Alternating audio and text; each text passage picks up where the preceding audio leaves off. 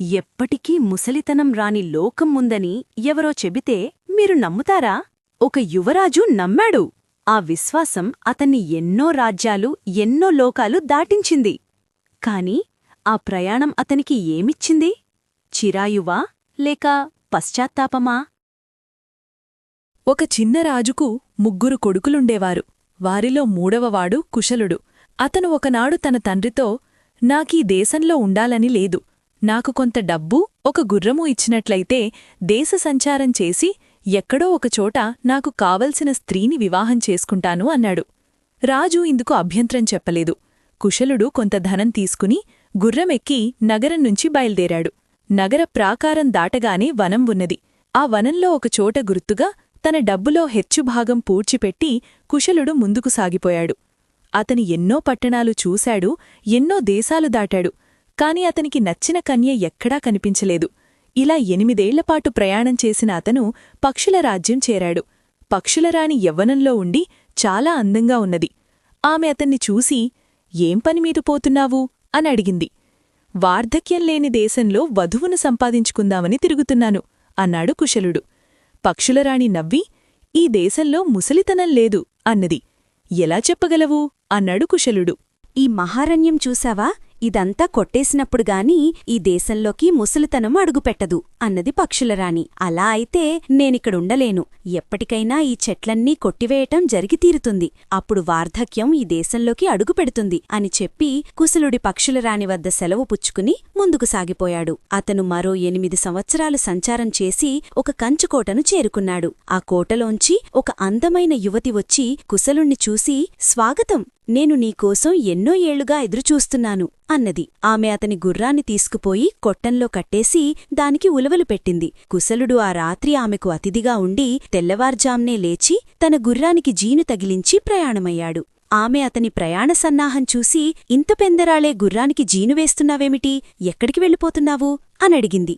ముసలితనం లేవిచోటికి అన్నాడు కుశలుడు. అలా అయితే నువ్విక్కడే ఉండిపోవచ్చు. ఇక్కడ ముసలితనం లేదు అన్నదామె. ఎలా చెప్పగలవు అని కుశలుడు ఆమెను అడిగాడు. ఆ కొండలు చూశావా? అవి అరిగిపోయి దుమ్ము ధూళిగా మారి నేలమట్టమయ్యేదాకా ఇక్కడ ముసలితనం అడుగుపెట్టదు అన్నదామె.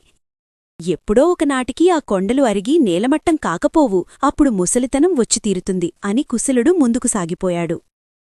వెళ్లగా వెళ్లగా అతనికొక గుడిసె తగిలింది.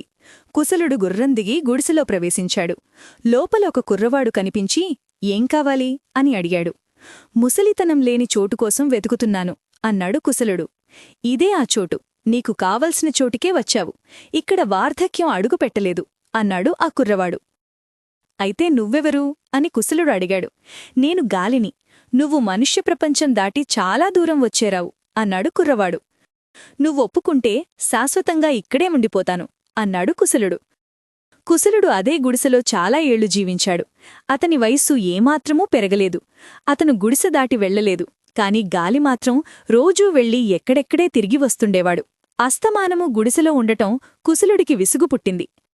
అతన్లో ఏదో ఆరాటం ఉన్నట్టు గమనించి గాలి కుశలుడితో, కావాలంటే ఎక్కడైనా తిరిగిరా, కాని ఈ సమీపంలో ఉన్న పశ్చాత్తాపలోయలోకి మాత్రం దిగకు.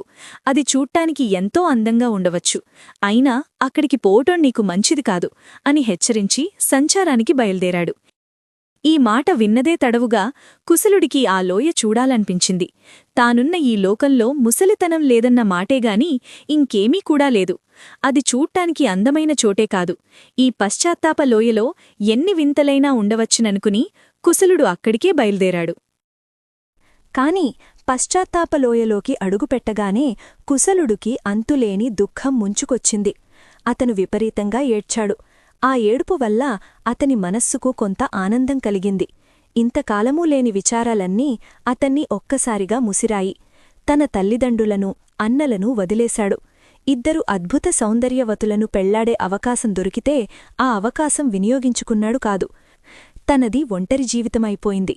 తన జీవితం మూడువారిపోయింది. ఒంటరితనంతో బాధపడుతూ కుశలుడు గుడిసెకు తిరిగివచ్చి గాలితో, నేను ఇంటికి వెళ్ళి మా వాళ్లను చూడాలనుంది అని చెప్పాడు.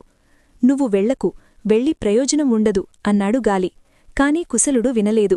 అతను తన గుర్రం ఎక్కి తిరుగు ప్రయాణమయ్యాడు. అతను కంచుకోటను చేరుకునేసరికి అక్కడ ఒక నడివయస్సు స్త్రీ కనిపించి, ఇప్పుడు వచ్చావా? కాని ఏం లాభం, ఇక్కడికి ముసలితనం వచ్చేస్తున్నది. ఆ కనబడే కొండలు చూడు, దాదాపు నేలమట్టమయ్యాయి అన్నది. నిజమే, నేనిక్కడే ఉండిపోవలసింది. అందుకిప్పుడు విచారిస్తున్నాను అని కుశలుడు ఆమె వద్ద సెలవు పుచ్చుకుని కొద్దిసేపటికల్లా పక్షులరాణి ఉండే చోటికి చేరాడు. అక్కడ ఉన్న అడవి అంతా పోయింది.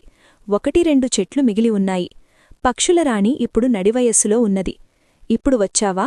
నువ్వు నీ యవ్వనం కాపాడుకుని సుఖపడ్డావా అని అడిగిందామె కుశలుణ్ణి. ఏమీ సుఖపడలేదు. అదే నా విచారం. నేను కూడా మానవమాతృణ్ణిగా జీవించి ఉండవలసింది అన్నాడు కుశలుడు. అతను అక్కడినుంచి బయలుదేరి తన తండ్రి రాజ్యం చేసిన చోటికి చేరాడు. కాని అక్కడ నగరం లేదు, రాజభవనం లేదు. పొలాలు మాత్రం ఉన్నాయి. అతను ఒక ముసలివాణ్ణి సమీపించి, ఇక్కడ మా తండ్రిగారి రాజభవనముండేది, ఏమైందో చెప్పగలవా అని అడిగాడు. ఎవరు మీ తండ్రి అని ముసలివాడడిగాడు. కుశలుడు తన వంశం గురించి చెప్పాడు. ముసలివాడికి కోపం వచ్చింది.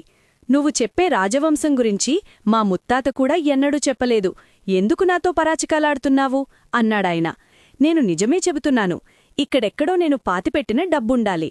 అది చూస్తే నువ్వే నమ్ముతావు అంటూ కుశలుడు తాను డబ్బు పాతిపెట్టిన చోటుకోసం చాలాసేపు చుట్టుపక్కల వెతికి పట్టుకున్నాడు. అతను గుంట తవ్వి తాను పాతిపెట్టిన డబ్బు తీసి బయటపడేశాడు. కాని ఆ డబ్బుకు దిగువన వార్ధక్యం కనిపెట్టుకుని ఉండి, ఇప్పటికి దొరికావా అని కుశలుణ్ణి భూమిలోకి లాక్కుపోయింది.